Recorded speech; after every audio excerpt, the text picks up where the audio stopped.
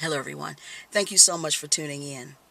So, I want to share with you a little experience that I had a couple of nights ago. I had just gotten off of work. I went to the restaurant to get me something to eat. It was late at night. So, I was sitting there by myself when a group of white, respectable looking businessmen come in and are seated very close to me. And so, they were sitting close enough for me to hear their conversation.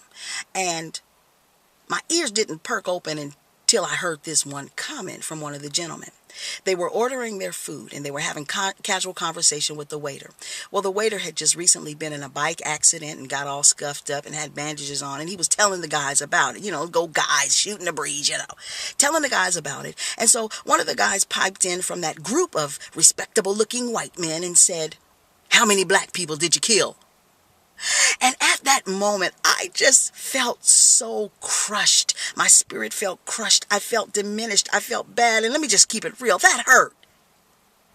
But anyway, I continued to listen to the conversation, that they were having. And it got so vulgar. I thought I was in some sort of porn club. They began to talk about blowjobs, tits, ass, and women in such a vulgar, ugly, filthy, nasty way. They begin to mix in their conversation, of golf and flights and $300 bottles of wine, sexual escapades and all of these things. It was just so filthy and gross. And as they continued to talk, instead of feeling diminished and hurt and crushed, I began to feel better about myself, and I begin to feel sorry for them.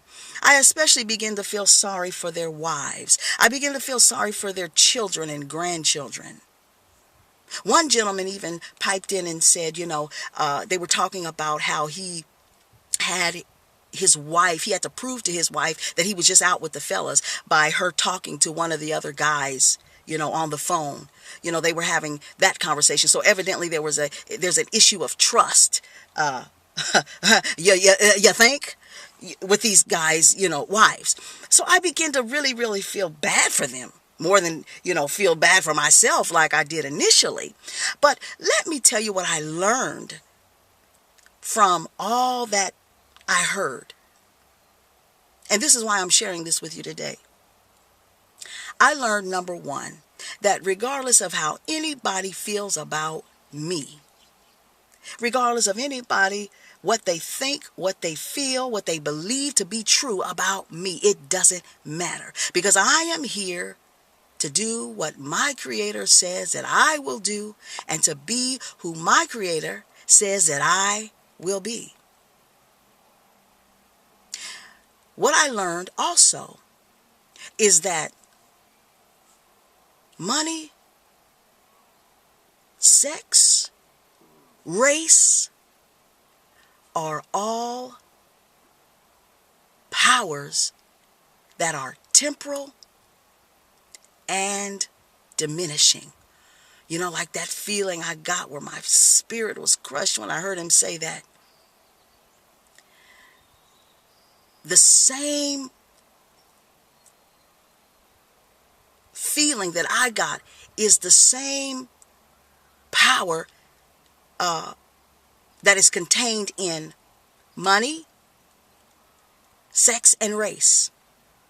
It's a power, but it is a power that is diminishing. And so that's why it says in the scripture that you have to either love God or money. You can't have it both ways, because one power will always supersede the other as far as your devotion and your loyalty to it.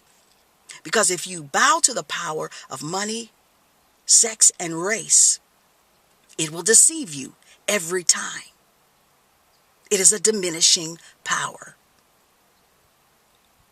And am I saying that there's anything wrong with money, sex, or race? Hell no. Just thought I'd throw that in there. But there is something wrong when you bow down and you give your devotion and your loyalties to it, because it is a diminishing power You have to pick between the two. You have to make a choice. And if you make the choice to bow down and to serve money, sex, or race, you will always be deceived by it. And thus sprung their conversation that literally had them thinking that their money, their sex, and their race somehow gave them some sort of true power. And that is never the case. The only true power comes from devotion, loyalty to God Himself. Thanks for tuning in, and be blessed.